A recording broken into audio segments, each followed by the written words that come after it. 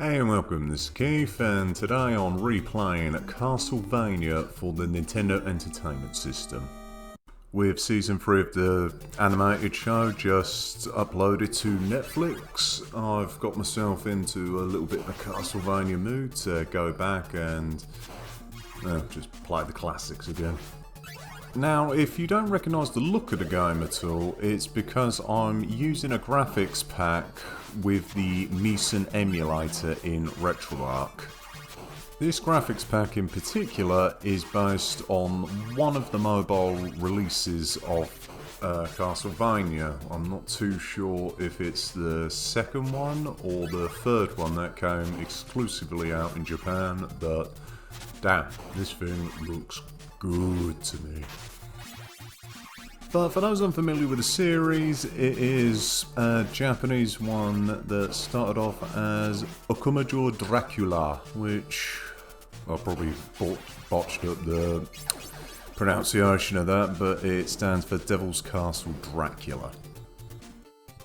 Now, oddly enough, this game wasn't originally made for the NES, it was actually made for the Famicom Disk System and released in 1986. Now, some unique differences between this and what the rest of the world would see is there's a name entry at the beginning of the game, and players could save their game. Now, the game released in North America in 1987, I believe, on the 90th anniversary of Bram Stoker's Dracula, in fact. Now, the biggest difference with the North American and European version is that the game was actually ported to be on a cartridge. Now, due to the limitations, it removed the save system, and as standard, the name entry input, but not actually means much.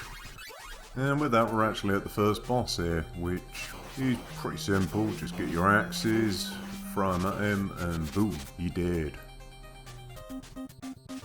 Right, going back to a little bit of history about the game, it was initially designed to be released on a cartridge in Japan before it switched in the middle of development. Although later on in, I want to say 1993, the game was re-released in Japan for the Famicom on cartridge. And I don't know if it had the ability to save in that one, although I do recall it had a choice between the normal or easy difficulties at least. Now, ever since that release, this game has seen multiple conversions to all sorts of formats, and off the top of my head, I mean, you've got the Versus Castlevania arcade cabinet. There was an IBM PC compatible version, a Commodore 64 version, and a Commodore Amiga version to boot. Now, ever since then, the game has seen releases on the Game Boy Advance, Wii's Virtual Console service, the Wii U Virtual Console service, 3DS Virtual Console, and most lately, I believe, is the Castlevania Anniversary Collection, which came out on almost everything. Now, out of all those, the Game Boy Advance version is a little bit interesting because it adds the ability to save your progress back into the game, although for some reason it cuts out part of the ending though. Now, as you probably noticed, this game takes inspiration from horror movies from the first half of last century, including Frankenstein, Dracula, The Mummy, and even a bit of ancient mythology such as Medusa. Although I've been told that the Medusa in this is not actually Medusa, but it's supposed to be her sister. I don't know enough about ancient Greece to really comment on that, so yeah, do what you will with it. Now, funny enough, this game has actually been remade several times as well. The first I can recall is Super Castlevania 4, which is a retelling of this, which was very much expanded on. And you also have Castlevania Chronicles that released on the, I believe it was originally something like the Sharp computer. although the port I'm familiar with is the PlayStation one. And with that, we're up to our little Medusa boss, and the best trick you can do for this, hit the stopwatch and just pound away at that thing. And before you know it, she won't be nothing. There you go. Dead. Dead head.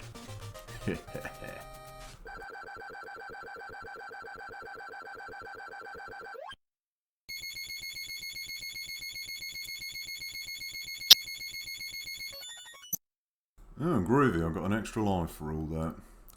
Now, we're making our way into, technically, the third section of the game, I guess. This is where it can get a little annoying because we're going to be dealing with, not the ghost, but this prig of a hunchback here. They usually stay perfectly still, although whenever you get close enough, he will jump at you and cling on to you. And that roast beef there is perhaps the most useless place you could ever hope for at the beginning of this level, unless you get absolutely messed up by those guys at the beginning. Now this section will also introduce us to the birds, which, there you go, you see them there in the background. As you can see, at this point the game ups its ante pretty much with a whole lot of flying enemies and people just throwing all kinds of crap in your direction. Now another mod I'm actually making use of is the improved controls mod, which don't give you the fallback penalty if you get hit where you can't control your fallback, basically. Now one little thing to learn here, if you've got a nice long path like this, you're probably going to be dealing with Medusa heads, and boom, there they are. So, yeah, jump over them, whip them, do what you want, and yeah, watch this jumping bastard, and he did. I mean, I know nobody likes Medusa heads, but they're not even the worst you're going to be you deal with in this game, anyway.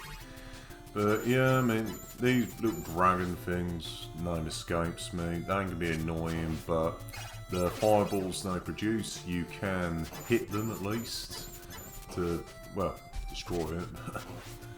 But right, are we gonna see the dragon yet? No, I don't think we're gonna see him just yet. But I don't know, there's a lot to love about this game just due to its atmosphere. I mean, there's nothing much else like it on the NES back at the time. I mean, I don't know, unless anybody wants to inform me about some good horror games on there that came out elsewhere, like. There's only so much you can do with sprites anyway. And there she is, Castlevania right there in the background. Yeah, oh yeah, so here they mix up a little bit. We get Medusa heads and these fuckhead dragons. Oh cool, here we go, we're on to the boss. A couple of mummies. Yeah, we don't want that dagger, it's useless. But, there you go. Give us a nice little top up before the boss battle. Now these guys ain't too bad as long as you can keep a distance from them at least. They keep throwing bandages at you. But, here we go, about here, if you can time it right, you can usually smack their bandage. Yeah, usually you can attack their bandages before they hit you anyway. But boom, another level down and, well, I don't know. It's probably the halfway point if memory serves me, but it usually don't.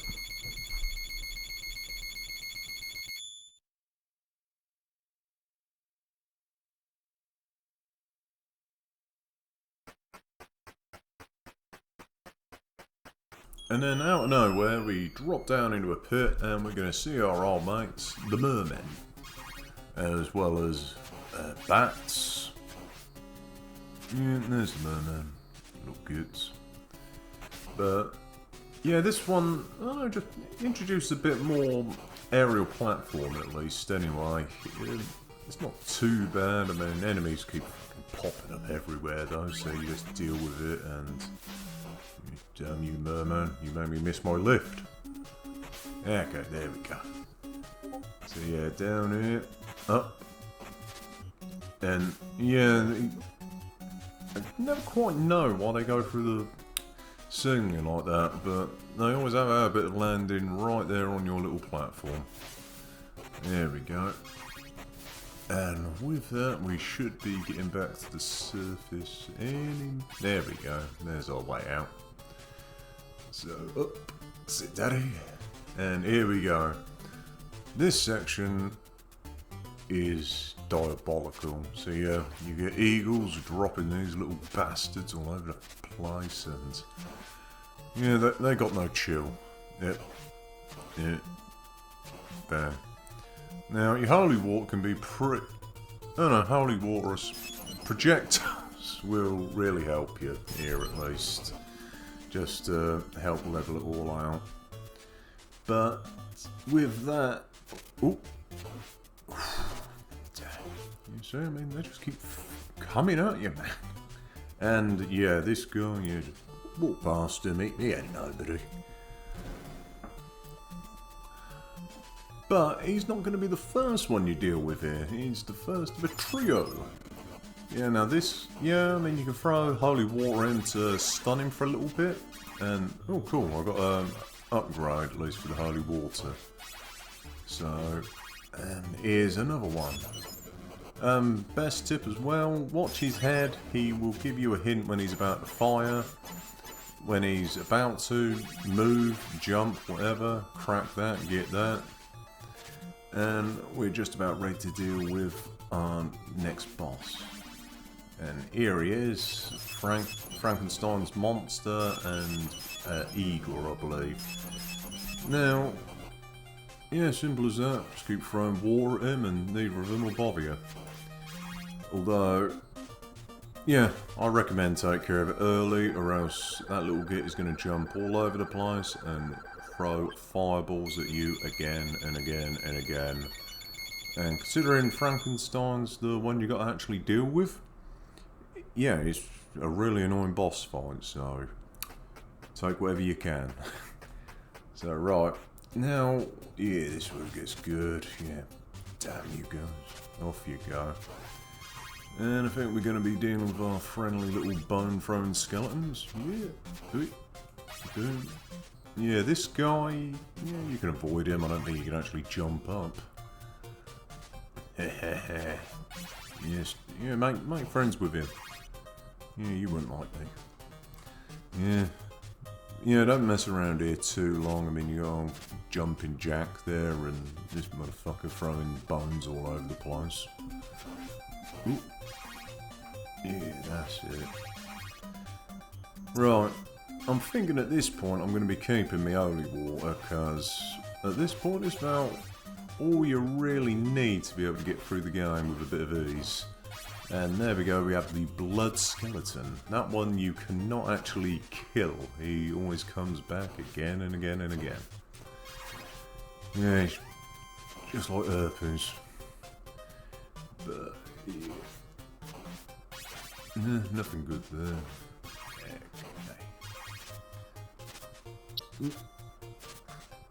Sorry about that. I always like checking around just to see if I can actually find anything new. Or refresh my memory at least. Oh, there we go. Took care of you. Now, there we go. Oh, there we go. The knights are awkward. I mean, they take a lot of damage, and they're constantly throwing axes either high or low. So, fortunately, you can smack the axes away at least, but yeah, these guys, they don't like to get close to you. Another good one, at least, you throw holy water on him, at least he'll stay in one spot for a bit. There we go, he takes care of him. Let's make our way up. Yeah, blood skeletons, we'll take care of it. Ooh, there we go. And yeah, you're gonna get a lot of blood skeletons around here. Now, considering we've actually got the free upgrades for the holy water, right up here on those stairs on that wall, you can actually find an upgrade there pretty often. But You know, I wonder what's going to hide up there now that we've got the full upgrades, like. Let's go take a peek, right? And, oh, yippee, a heart. Now my heart is full. Oop, and damn, you did. Okay then, so... yeah, more skeleton nonsense. And, yeah, this night and... oop. No, that didn't work. Oop. There we go, jump. Oop, get you. Oop. That's it. Stay there. Get over here. Ooh, ooh, ooh. That was a close school. Okay then, so that should be that. You get back down. And let's get out of here.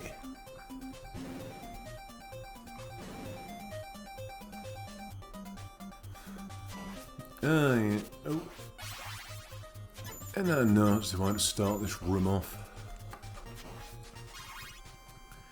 Yeah, right, so only half my health gone at least. Okay, so up we go. Boom. Kill him off. Take care, skeleton. And there we go.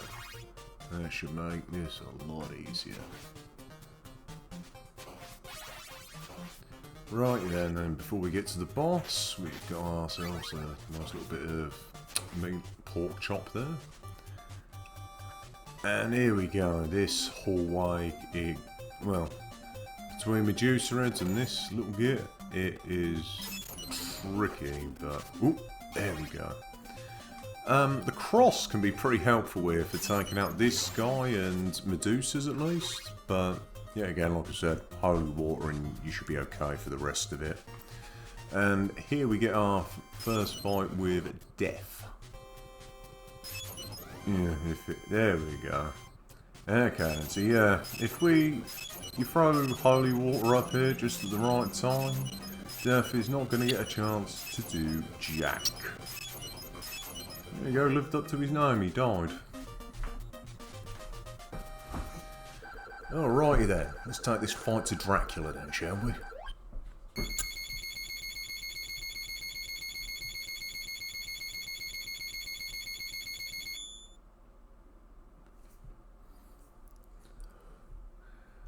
And there we go, our destination's right there with the bat himself. Alrighty then, so this part ain't too bad, you've just got to keep moving really, dodge, that sort of nonsense, jump over these. I mean, we're dealing with like three, the bats from the first boss at least. I don't know, 4. Are we going to get a 5th? Go on, give us a 5th. There we go. And boom, in here. Oh, yeah. And we get our favourite bone-throwing skeletons. Now, fortunately, this level's actually really short, but it can be really difficult in a section we're coming up to anyway. So, there we go, the clock tower. So, up we go, take care of him. Now, usually you can find a stopwatch up here, which will make this part a lot easier, but... oh goody, I could give him a dagger. So, yeah. So we need to get down there, and we got all these mofos flying around. There we go. And now we need to make our way back up. Ooh. Ooh. That's not going to be so nice. Okay then. So yeah, this is about your final run before you face Dracula. Not too sure if there's anything to refill your health anyway, but right, here we go for the final battle. Ooh, look at that. Doesn't that look pretty? Alrighty then. So, here begins our final battle with the Count himself. This is a flattering portrait. And there's our man himself. So, yeah. Now, trick here, you've got to time everything just right. Try to jump just as he opens his cape, and he will shoot his bolts where you can actually dodge over them. Hopefully. Ooh, there we go. Bang, and... Okay, lucky enough. I don't know how often I've been able to jump over those. Another one to keep in mind, you can actually smack the fireballs he shoots at you with a whip. Although I don't know how useful that is. I know some people prefer to use the cross on him here. Just to try and get a few whacks in him while they can defend themselves at least. Although, if you can get it down to a T like this, you're alright at least. Now, that's it. And bang. Ooh. That's it. Boom! Off goes his head. That's Dracula dead. And here we deal with the Beast of Man, I believe it is, who... Yeah, again, he's real simple. Use your holy water, throw it into freeze him in place, smack him in the head as much as you can, and that's it. Game over, baby. We done this. Now, for like most NES games of the day, you do get a second mode with this, Game Plus or Hard Mode, whichever way you prefer to think of it. But that's it. Oh. And let's watch this beautiful little end sequence together where we get to deal with some punny gnomes that refer to Christopher Lee and Terence Fisher, I guess. Oh, and James Bernard, a composer of the 1958 film Dracula, called James Banana here. Yeah, I mean, I don't know who comes up with these names, but they're all based off icons from the old hammy horror movies, at least. I'm not too sure if there's any actual real credits for people who programmed anything in this. I believe a lot of it was aliases at the time. But yeah, I mean, that's that. It's a real short game. It's one I have fun with. And back when he was called Simon Belmondo. Instead of Beaumont, but right. I suppose that's that for now. I hope you had as much fun watching this as I had playing it. Until whenever. Bye.